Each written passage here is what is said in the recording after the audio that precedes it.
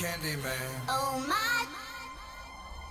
Bounty land. Good day everyone! I am your teacher in Shorthand.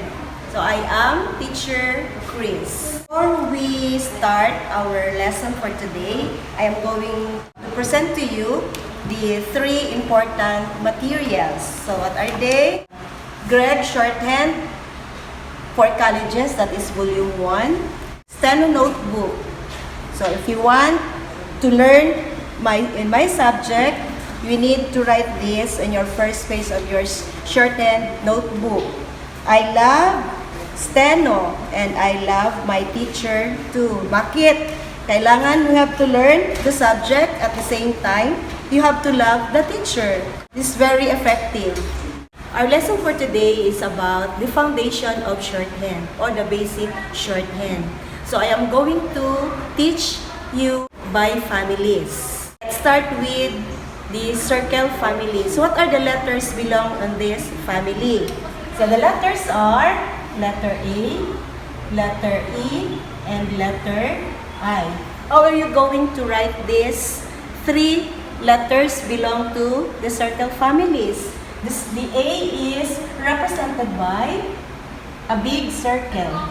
And the letter E is smaller than the letter E.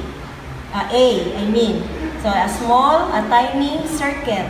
And the I is like the size of the letter A, but it is broken. A broken circle. Now I repeat. Letter A is a big circle. And letter E, a small circle. And letter I is a broken circle. Now we go to the next letters. Belong to a downward stroke. So what are the letters of our next group?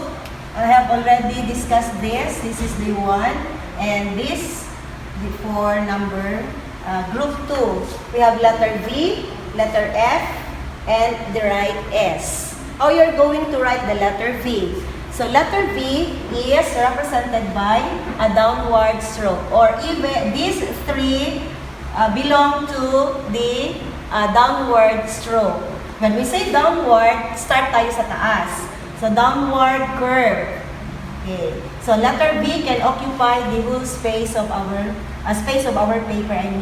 So letter F is a downward stroke also, but it is on half space.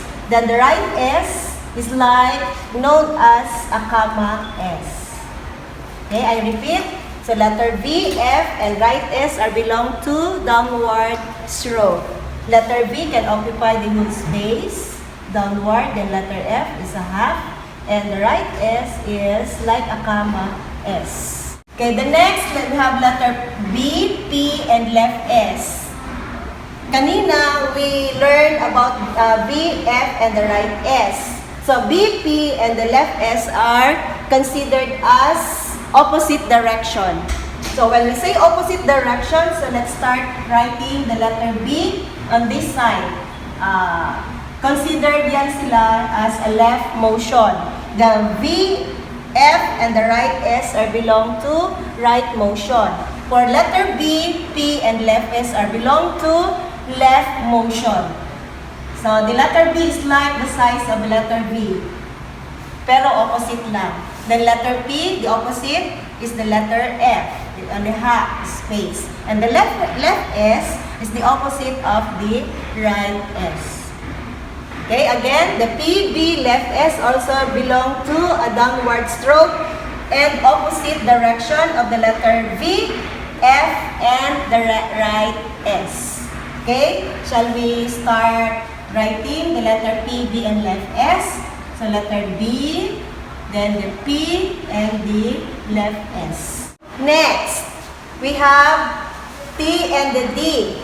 So what belong to this family? The T and the letter B belong to upward slant slope. When we say upward slant slope, start tayo dito sa ilalim. So letter D can occupy only the half of space of our paper. And the letter T is only 1/4 space. Again, Letter D can occupy only the half space, and the letter D can only occupy on the 1/4.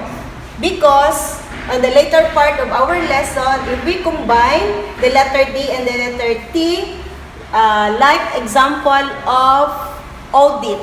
So between letter T and the D can occupy the whole space. So that is the combination of the 10. And M and N.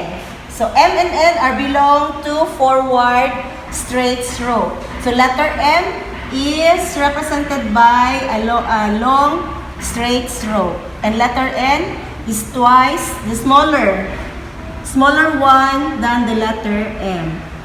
Again, this M and N are belong to forward straight stroke.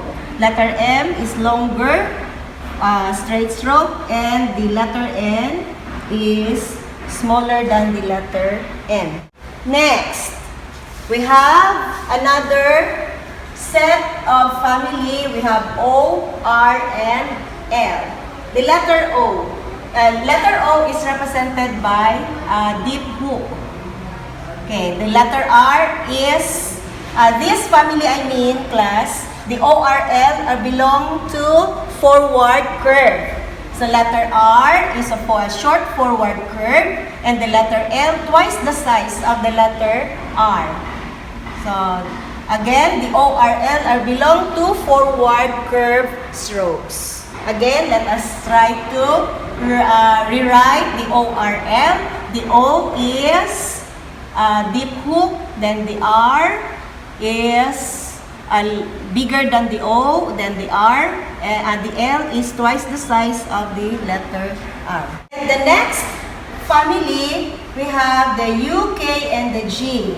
These also, three letters also belong to forward curve, the opposite direction of the O, R, and the letter L. So the sound of U is the opposite of the O.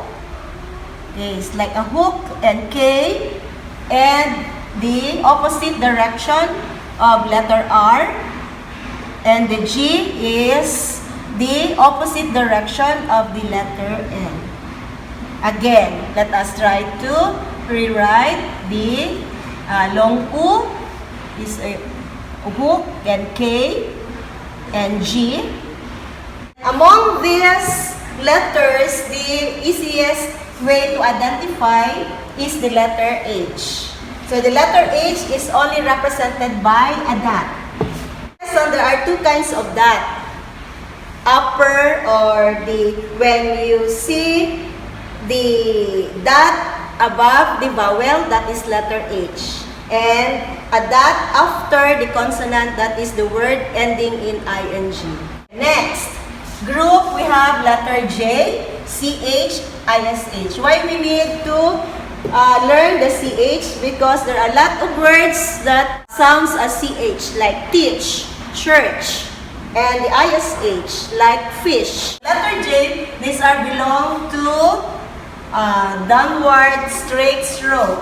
So when we say downward, dun tayo sa taas mag-start. Letter J, then CH is only a half space, and the ISH only 1/4. Letter J, CH, and ISH. Over ITH and under ITH. There are a lot of words that pronounce as ITH, like teeth, birth, and so on and so forth. So we have two kind of ITH, the over and the under ITH. So malaman nyo lang yan, how to use the over ITH and under ITH as we go along studying the foundation of shorthand. Like also we have the right S and the left S. So the over ITH is like the size of letter T, but it is curved. So this is curved. Okay, size of the letter T.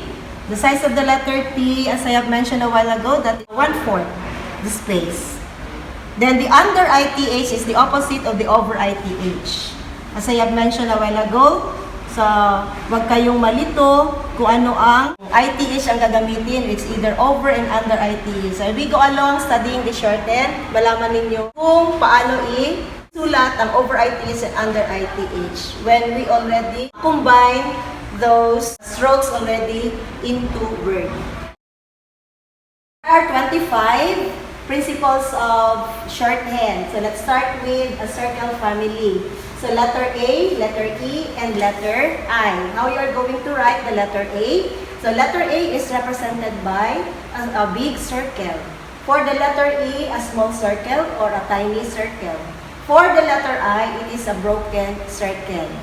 Next, we have our downward curve. So what are those strokes belong to this family? We have letter V, letter F, and right S. So letter V is represented by a downward curve that is represented by and can occupy the whole space. Then for letter F, and a half space. And the right S is also known as a comma S.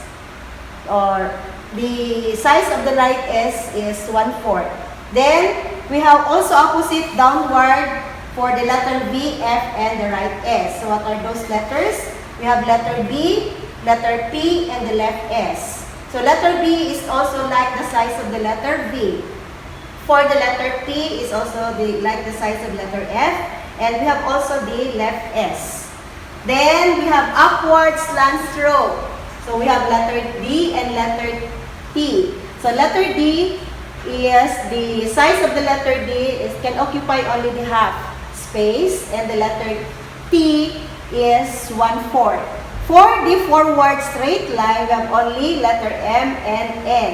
So M is represented by a long forward straight line, and the letter N is smaller than the letter M. If we combine M and N into a long forward, so we can create the sounds of MN, like woman, men, and so on and so forth. Then we have forward curve. We have forward curve, we have letter O, R, and L. So O is represented by a tiny hook. Then the R, twice the size of letter O, and L, twice the size of the letter R. And the opposite forward curve of O, R, L, we have letter U, K, and letter G. Then we have also a downward straight stroke, letter J, CH, and ISH. For the letter J, can occupy the whole space of your paper. Then CH is half, and ISH is 1/4. Then the only among the 25, remember lang natin, is the letter H is represented by a dot. So as I have mentioned a while ago, there are two kinds of dot. When you see a dot above the vowel, that is letter H. Then, kung makakita kayo ng dot after the consonant, that is the word ending in ing. Then, the last family, we have upward curved slant stroke. So, upward slant straight stroke, like the size of the letter T. That is 1/4, but it's curved slant stroke, upward.